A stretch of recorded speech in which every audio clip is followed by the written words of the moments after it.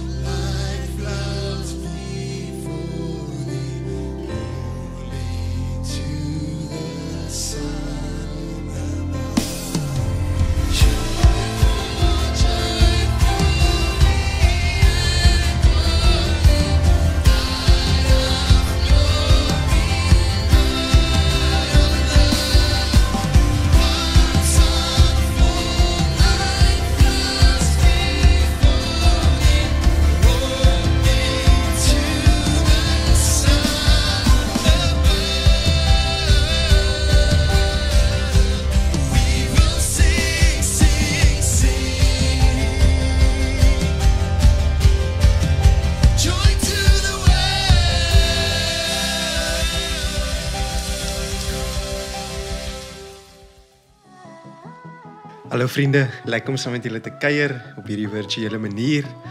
En dit is so 'n lekker, belangrike, feestelike tyd waarin ons onsself bevind. Ons is in die Kerstyd en in Kerstyd gaan dit alles oor saam wees en kuier en feesvier en geskenke en 'n klomp goed. En dit gaan oor herinneringe van my kosbaarste herinneringe van Kersfees is altyd as ons op ou Kersaand 12:00 die nag my ma ons kom wakker maak het en dan is dit nou geskenktyd en van my kosbaarste herinneringe rondom die geskenktyd was uit die aard van die saak 2 geskenke. Die een was hierdie bloedrooi rally 'n bergfiets wat ek gekry het vir een verjaarsdag.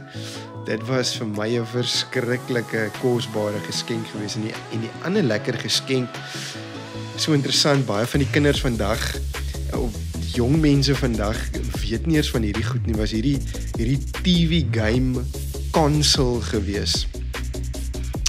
En dit was vir my net 'n lekker herinneringe, hierdie spesifieke geskenke wat ek tydens Kersfees ontvang het.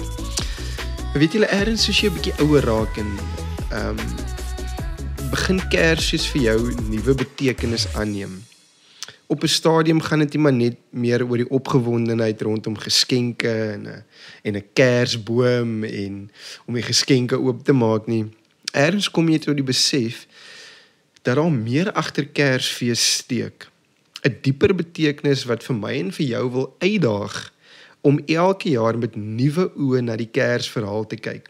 Ek weet nie of jy dit weet nie, maar die Kersverhaal is al vir meer as 2000 jaar presies dieselfde. En weet jy, dit gaan nie verander nie. Dit gaan altyd dieselfde bly.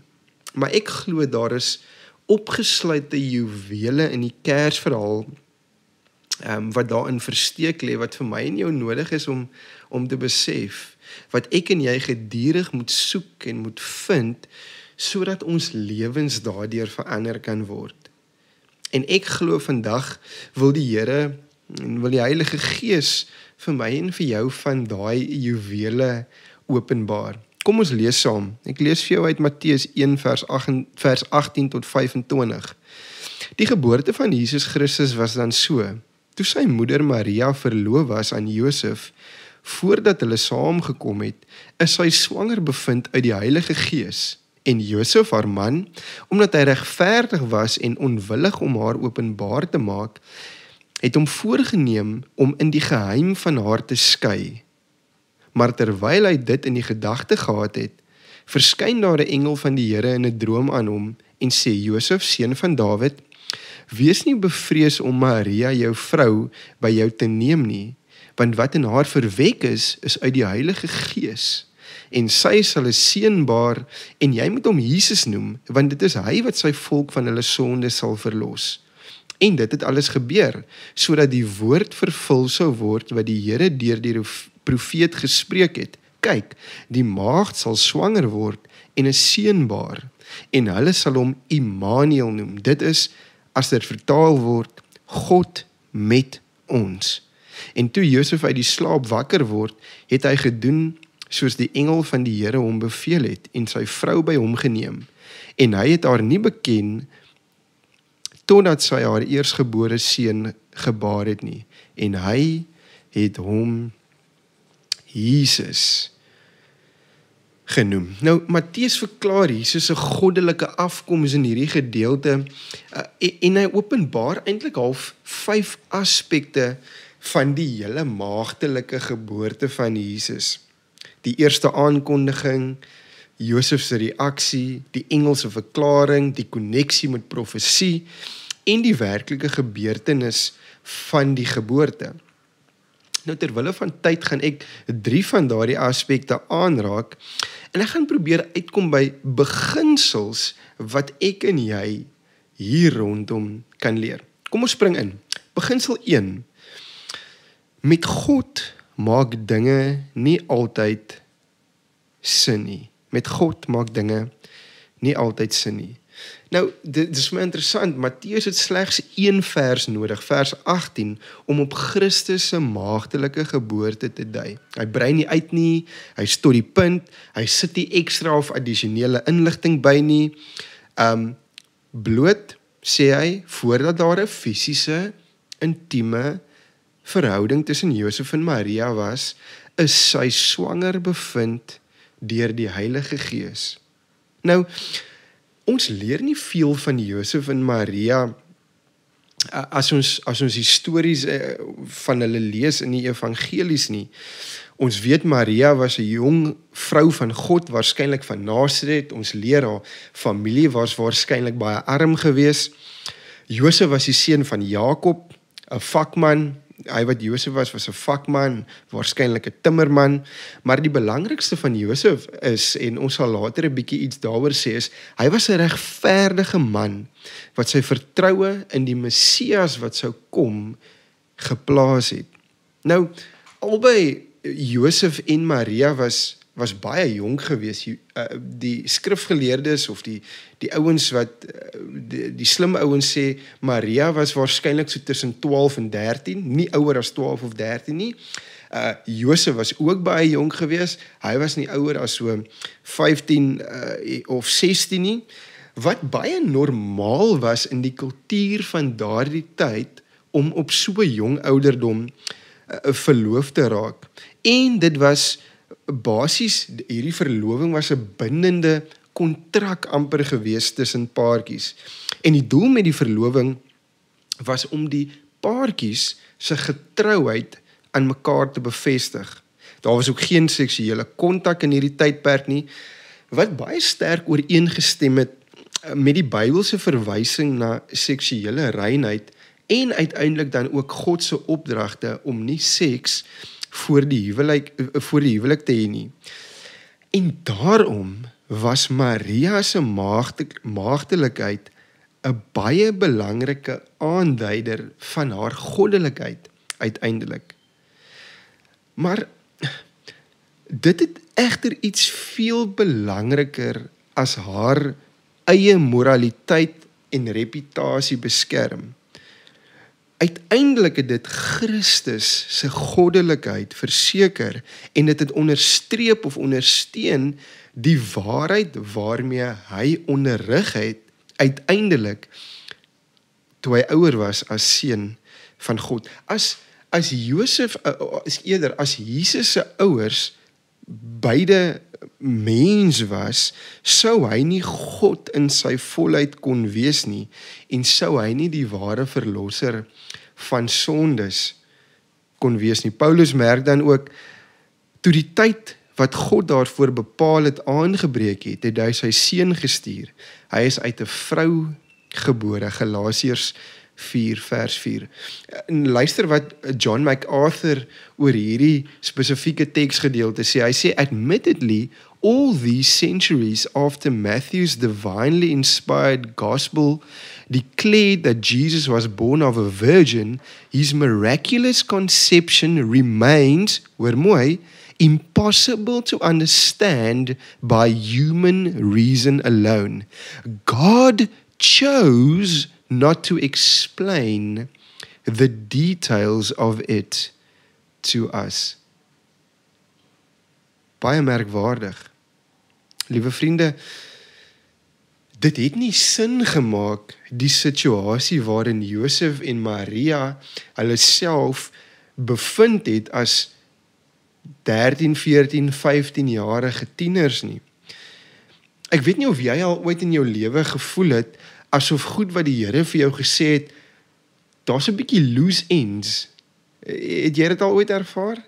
Dinge, dit kom nie lekker by mekaar uit nie. En dit is juist die punt. En ons sal aan die einde, sal ons weer daaraan raak. So, as dit kom by God, gaan dinge nie altyd saak maak nie, maar ons lees en ons leer van Josef en Maria, hoe hulle gehoorsaam was in dit wat aan hulle geopenbaar is, aan die profesie wat daar oor hulle uitgespreek is, en ons sien hoe hulle gehoorsaamheid uiteindelik tot seën van nie net hulle lewe nie, maar uiteindelik Jesus se lewe en die res van ons se lewens gelei het. So, die eerste beginsel is, as ons kyk na hierdie storie, dinge maak nie altyd sin nie. En dit is waar vir my en vir jou lewe in vandag se tyd ook. Maar die tweede beginsel wat ons hieruit leer, is dat moeilike of ingewikkelde of traumatiese omstandighede bring werklik waar jou ware karakter na vore. En die nuus van Maria se swangerskap het vir Josef met twee probleme gelaat. Nou, daar was 'n klomp ander probleme ook, maar daar's twee wat ek vandag vir jou wil uitlig. Soos ons al gesê het, Josef was 'n omgee persoon, hy was verantwoordelik, hy was iemand wat die regte ding wou doen.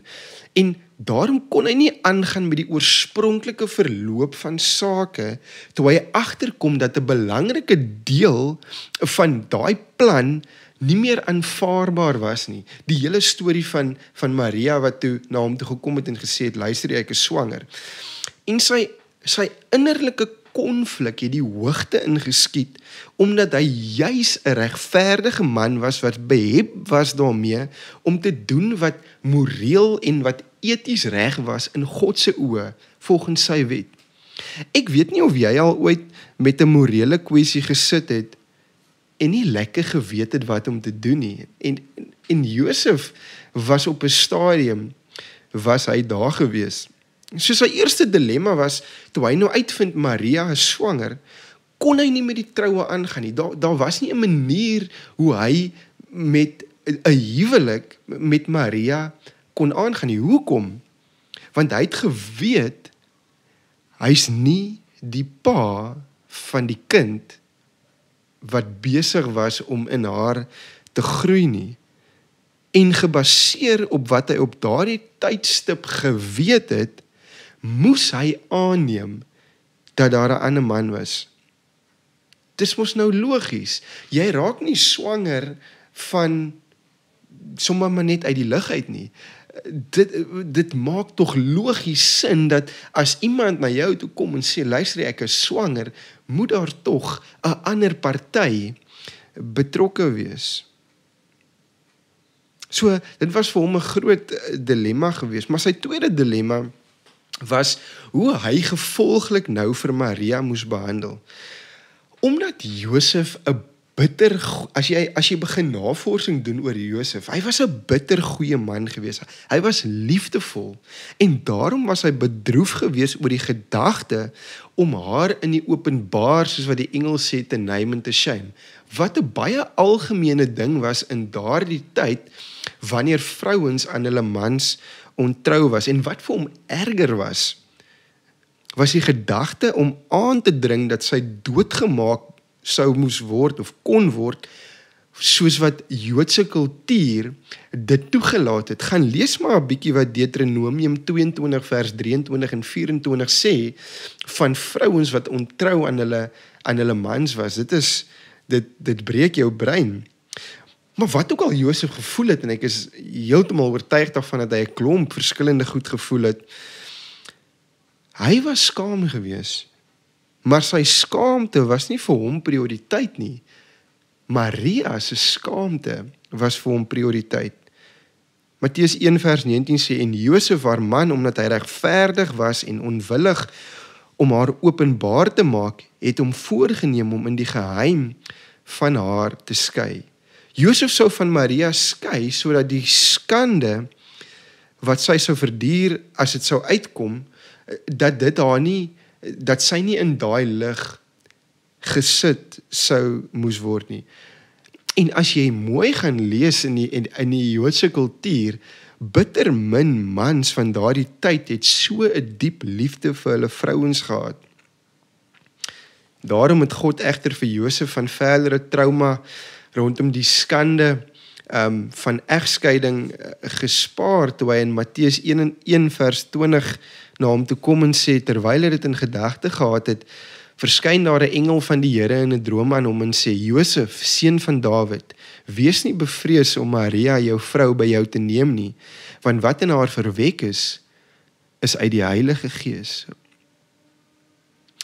Ons sien hoe Josef se ware klere en sy ware karakter wys die oomblik toe hy voor daardie moeilike keuse te staan kom. Vriende, die lewe is moeilik. Ek weet dit, jy weet dit. En dikwels, en ek sien dit in my alledaagse wandel met mense en werk met mense, dikwels as ons in daai moeilike omstandighede beland, vou ons, kom ons tekort, skiet ons tekort as gelowiges, as kinders van die Here. Epictetus, 'n Griekse filosoof, het gesê, the true man is revealed in difficult times. Gemak steek karakter weg, maar moeilike situasies of omstandighede lê dit juis bloot, bring dit juis in die lig. Wanneer die druk van die lewe kom en gemaklikheid verdwyn, word 'n persoon se waardes en sy dissipline en krag openbaar. Moeilikhede bou nie karakter nie. Dit wys maar net wat lank reeds daar was. Wat sien mense in jou wanneer dinge moeilik gaan? Frustrasie, irritasie, sê dinge wat kon gebly het, doen dinge wat jy eerder nie moes gedoen het nie. Moeilike omstandighede bring ons ware karakter na vore. Die derde beginsel. In die teenwoordigheid van Jesus is die plan altyd groter as wat ons kan sien of selfs kan dink.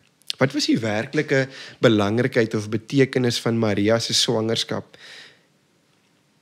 En veral die feit dat sy geen seksuele aktiwiteit met Josef of enige ander man gehad het nie.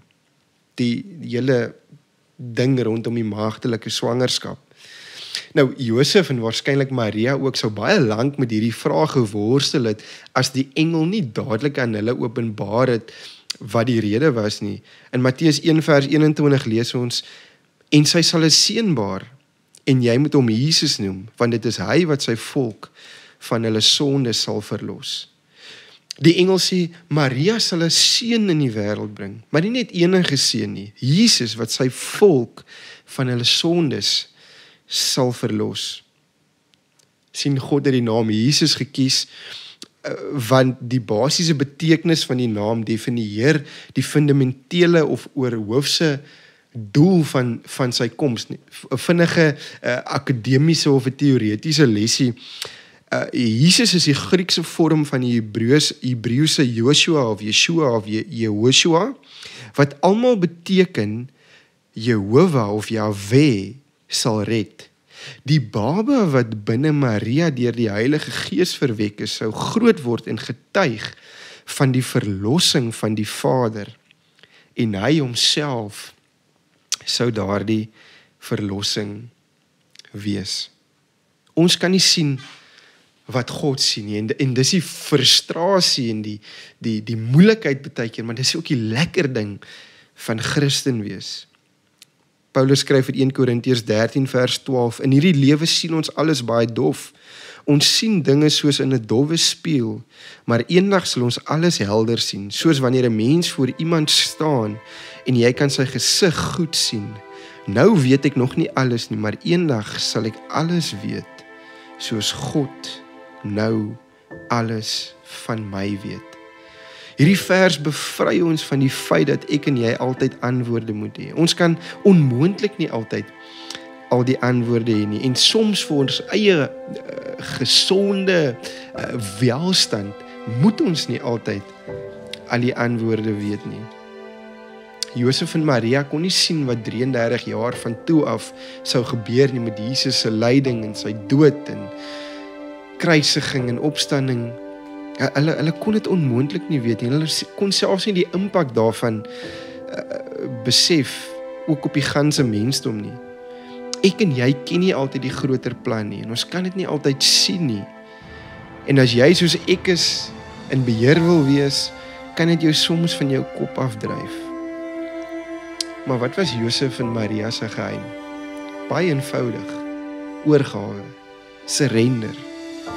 Lukas 1:38 sê, ek is tot beskikking van die Here, laat met my gebeur wat u gesê het, toe het die engel van haar af weggegaan. Hoe mooi is dit? Kan jy indink waardeur Maria alles moes gaan? En tog is dit interessant dat daar geen huiwering aan haar kant is om dit alles te aanvaar nie. En die vraag waarmee ek jou vandag wil los is dit: impakteer of beïnvloed die teenwoordigheid van die kind in die stal jou lewe en jou geloof tot so 'n mate dat jy sonder om te blik of te bloos elke keer sal oorgee wanneer hy praat, ongeag die moeilikheidsgraad van die versoek. Soos Josef, soos Maria, nou en vir die res van jou lewe. Mag hierdie woord jou stimuleer en motiveer om jou lewe ook tot so 'n mate oor te gee dat Jesus in en deur jou kan werk. Ek los jou vandag met hierdie lied wat ek geskryf het, wat jou sal laat dink aan die krag, die lewensveranderende krag van die kind in die stal, Jesus Christus. O ster van Bethlehem, helder skyn jou lig. O kind, o Kersfeeskind, voor jou moet die donker swig. Ons is gered,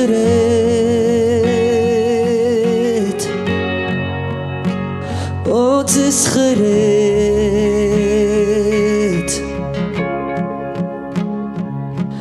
Immanuel, God met ons. Hy het gekom om ons van die donker te verlos. Ons is gered,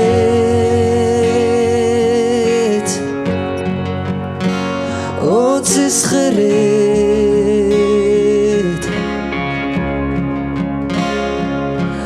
Deur die kind in die stal en die krib, is die donker se lewe kort geknip. O ster van Bethlehem, jou woord is my lamp. O kind, o Kersfeeskind, my vrede as die lewe my stamp. Ons is gered,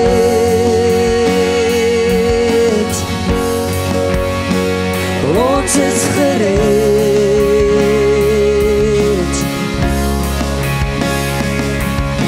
Immanuel, God met ons. Hy het gekom om ons van die donker te verlos. Ons is gered, ons is gered.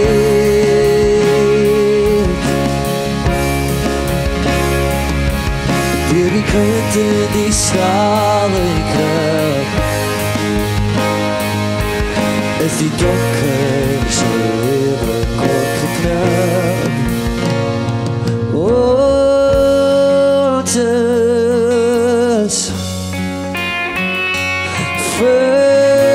verlos deur die kind, ons vrede vors.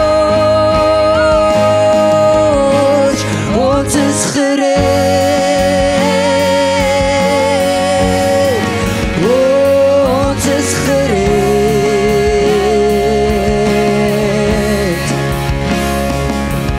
Immanuel, God met ons. Hy het gekom om ons van die donker te verlos. Ons is gered,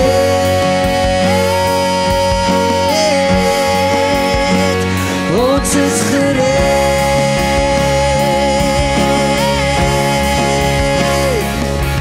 Deur die kind in die stal en die krib, is die donker se lewe kort geknip.